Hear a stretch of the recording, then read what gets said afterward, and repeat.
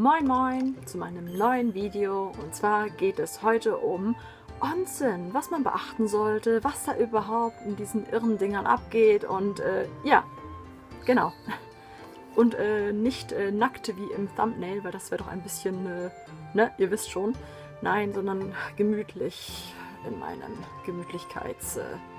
Outfit der Gemütlichkeit. Ich habe einfach oft gelesen von Freunden, dass sie gerne in ein Onsen gehen würden, aber die es nicht können, weil sie keine Ahnung haben, was da drin überhaupt abgeht und sie Angst haben, etwas falsch zu machen.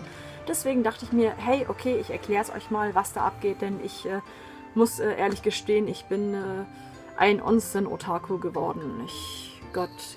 Wenn ich einmal in so einem Ding drin bin, möchte ich nicht mehr raus. Also, dann ist vorbei.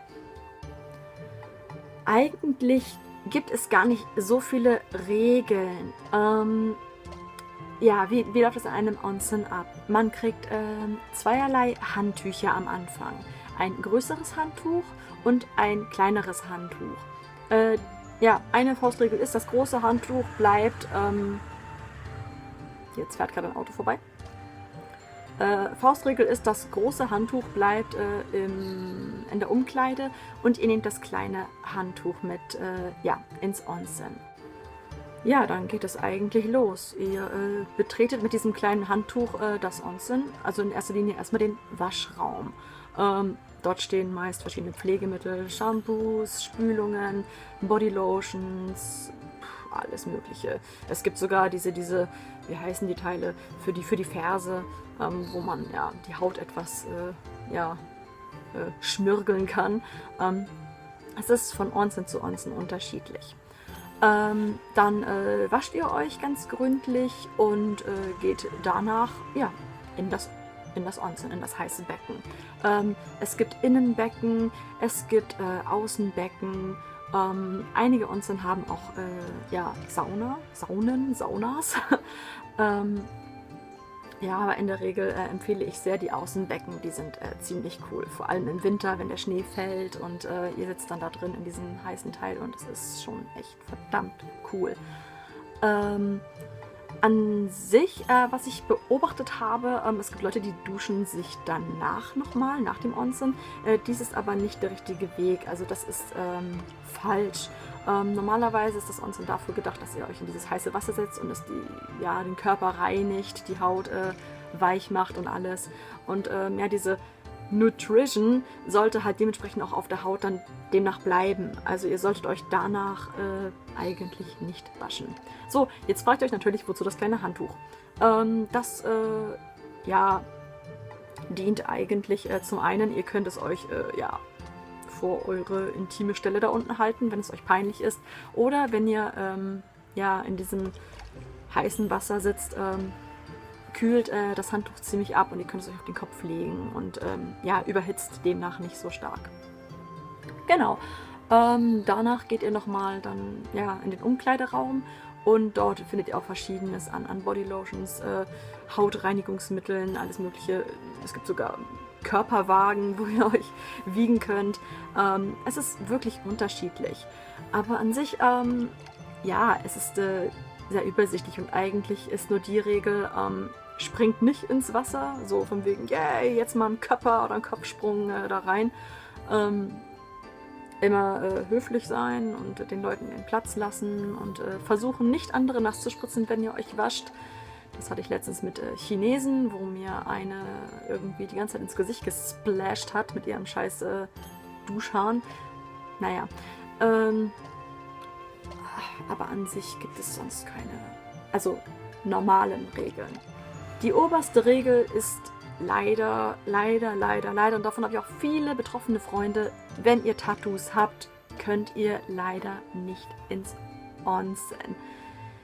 Ja, sorry, ihr seid halt too much Yakuza, ja, also das ja, nein, es ist aber einfach strikt verboten. Und die möchten das einfach nicht. Jetzt wurde ich schon so oft gefragt, was es für Möglichkeiten gibt für Leute, die halt Tattoos haben. Es gibt Möglichkeiten.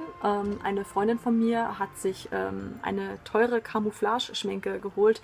Ihr wisst schon, dieses super teure Ding für Brandopfer, wo man Brandnarben überschminken kann. Das ist eine Möglichkeit, die ist aber ein bisschen pricey. um Tattoos abzudecken. Wenn es ein kleines Tattoo irgendwo an der Schulter ist, könnt ihr euch auch das Handtuch so drüber legen und das so verstecken. Das kleine Handtuch, das geht schon. Jetzt habe ich kurzzeitig vergessen, wegen dem großen Handtuch nochmal Bescheid zu sagen. Aber ich glaube, ihr könnt euch denken, dass das dann hinterher fürs Abtrocknen benutzt wird. Das habe ich jetzt irgendwie vergessen. Ja, auf jeden Fall, ja, das große Handtuch später dann, wenn ihr aus dem Onsen wieder rausgeht im Umkleideraum, trocknet euch einfach damit ab und gut ist. Oh Mann. Okay, auf jeden Fall nochmal zurück zum Tattoo, weil das ist wirklich, das wurde ich häufig gefragt. Bei größeren Onsens ist es wirklich schwer, da kommt ihr nicht rein. Wie gesagt, ihr könnt es versuchen abzudecken, was eine andere Variante natürlich wäre. Das ist in Tokio jetzt nicht so leicht zu finden. Es gibt aber ja in anderen Gegenden wahnsinnig viele Privat-Onsen. Sprich, ihr habt euer eigenes Hotelzimmer im Ryokan und auf dem Zimmer selbst habt ihr quasi euer Privat-Onsen. Entweder mit Steinen, bla, das ist dann natürlich ein bisschen more pricey, oder ihr habt so einen, so eine Holzbox halt. Es kommt ganz drauf an, aber das wäre zum Beispiel eine Möglichkeit für Leute mit Tattoos auch in den Genuss von Onsen zu kommen. Einfach weil ihr dadurch nicht andere Leute belästigt, die sich von euren Tattoos gestört fühlen könnten. Total bekannte Gegenden wären zum Beispiel Hakone und Beppu. Wobei Beppu auf Kyushu ist, das ist ein bisschen weiter weg. Also da wäre Hakone schon näher dran. Genau, und das wäre eigentlich auch schon so das Gröbste, was man über Onsen wissen müsste. Also ihr seht schon, es ist nicht schwer, es ist simpel, leicht und es ist eigentlich wieder nur eine Form des Benehmens und wichtig ist nur, Tattoo ist leider No-Go. Natürlich, es gibt irgendwie Ausnahmen, aber die sind so selten. Also ich wüsste jetzt nicht wo. Ganz ehrlich. Also ich habe persönlich jetzt kein Tattoo, ich weiß es nicht. Aber ja.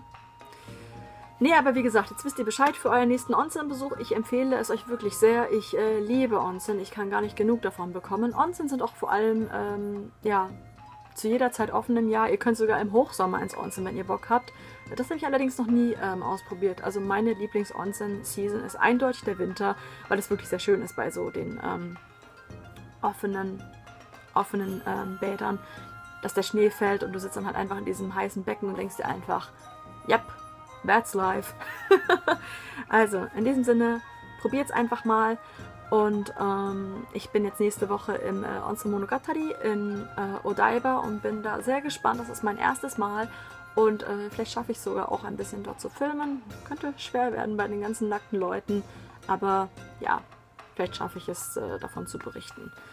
Wie gesagt, also in diesem Sinne, fresh bleiben und ab ins Onsen! Ich habe einen Knoten in meinem Nichthaar.